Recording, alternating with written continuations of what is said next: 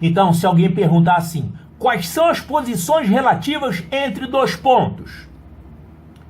As posições relativas são pontos distintos e pontos coincidentes.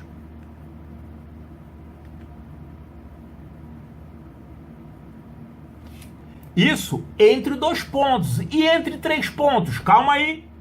Vou falar das outras situações com maior quantidade de pontos. Aguarde. Agora eu vou falar um pouquinho sobre retas. Vou desenhar duas retas aqui. É assim que você imaginava que fosse o desenho de duas retas? Pode ser, porque isso aqui é uma posição relativa possível entre duas retas. Se a gente tiver aqui uma reta R e aqui uma reta S, vai ter o que aqui? É um ponto de encontro das duas retas, né? Quantos pontos de encontro você vai ter entre duas retas? Ó, só tem um, né? Não tem como ter mais de um, é impossível. Porque se essa reta encontrou essa reta aqui, ela não vai encontrar mais, porque essa reta segue para cá e essa reta segue para lá. Ela vai embora, não tem mais outro lugar onde elas se encontram. Só se a reta fizesse curva, mas aí não seria uma reta, seria uma outra coisa. Então essas duas retas nessa situação aqui, elas recebem um nome.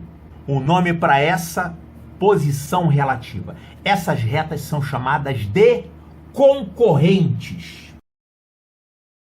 Porque elas concorrem num ponto, elas se encontram num ponto. Então, isso aqui é muito óbvio e muito intuitivo, né?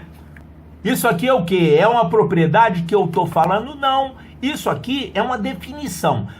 Definição. O que são retas concorrentes? São retas que se encontram num único ponto, assim.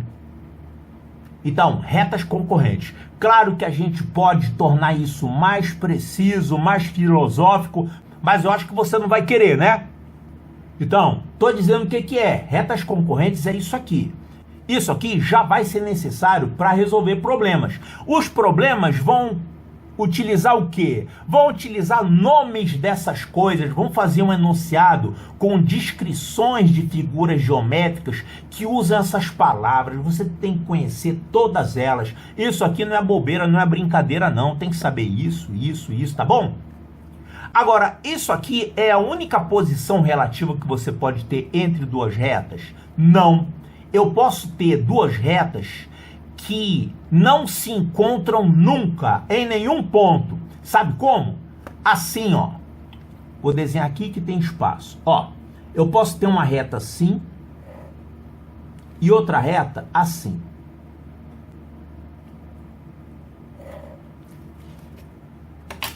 Essas retas que estão aqui, R e S, elas são chamadas retas. Você já deve saber o nome, hein? Retas paralelas. As retas paralelas é como se elas caminhassem lado a lado sem nunca se encontrar.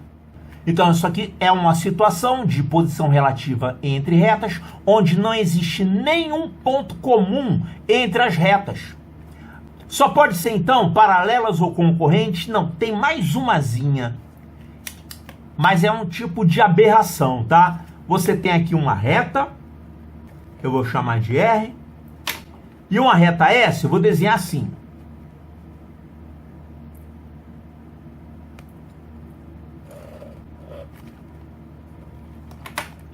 Eu estou fazendo uma reta por cima da outra. Observe que todos os pontos de uma reta também são da outra reta. Para efeitos práticos, é como se fosse uma reta só. Então, nesse caso aqui, essas retas são chamadas de retas coincidentes.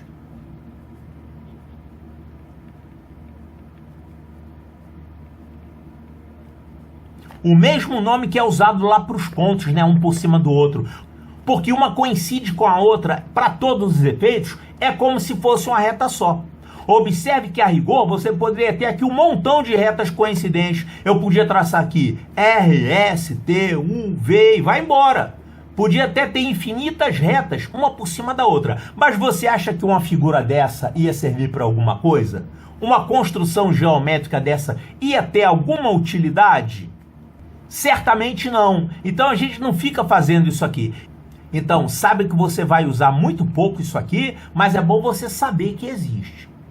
Ah, e se você já sabe um pouquinho de conjuntos, se você está no 9º ano ou depois do 9º ano, você já sabe alguma coisa de conjuntos, né? União, interseção. Eu não vou ensinar conjuntos aqui não. Eu só vou apresentar o modo matemático usando a nomenclatura de conjuntos para mostrar isso aqui. Nessas retas concorrentes, a gente tem isso aqui. R interseção com S é igual a um ponto. Eu vou chamar de ponto A. Então, como é que a gente escreve o ponto A? Bom, você pode escrever assim. O ponto A é a interseção de R com S. Ou, se quiser, para ficar mais preciso, mais rigoroso matematicamente, você podia escrever o ponto A assim, ó. Se quiser, mas não é obrigatório não.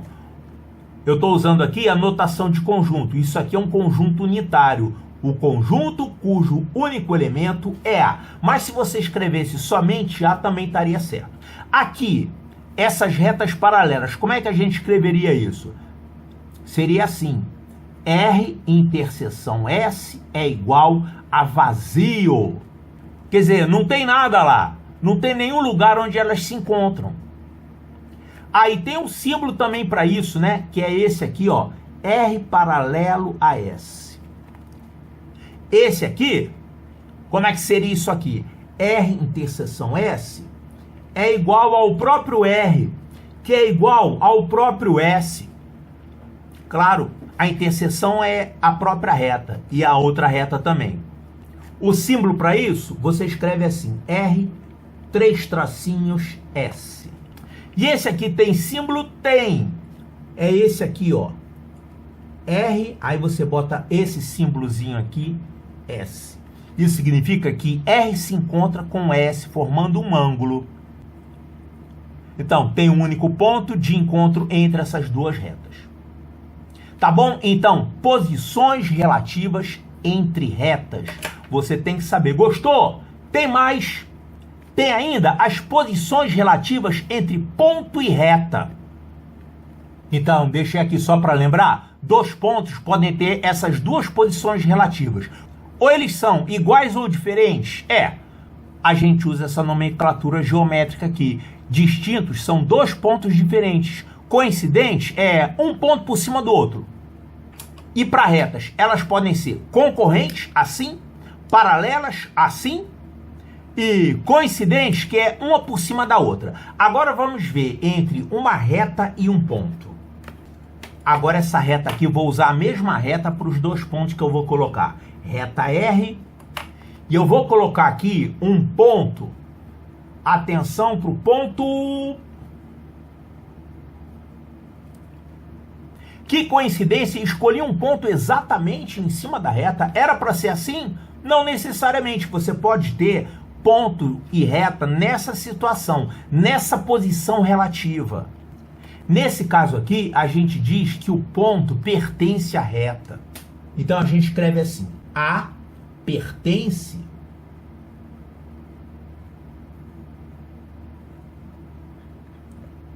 à reta R. Pode utilizar a simbologia de conjuntos aqui. Assim, A pertence a R. Se quiser, pode falar, o ponto é interior à reta. É meio forçado, né? Vou botar entre aspas. Mas desde que você entenda o que está dizendo, A é interior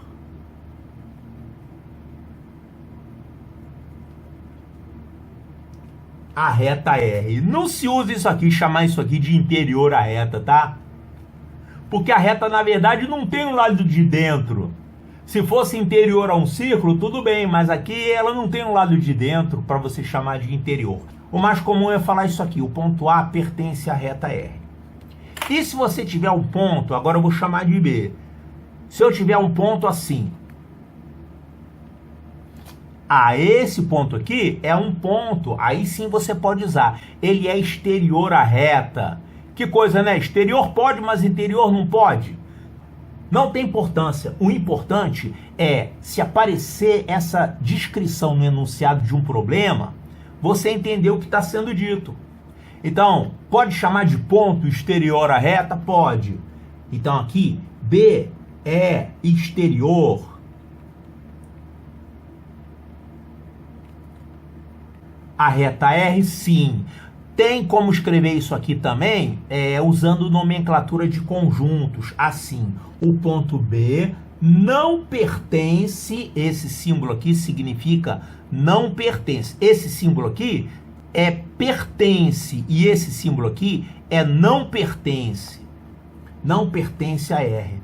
Vou botar aqui só para lembrar, não pertence.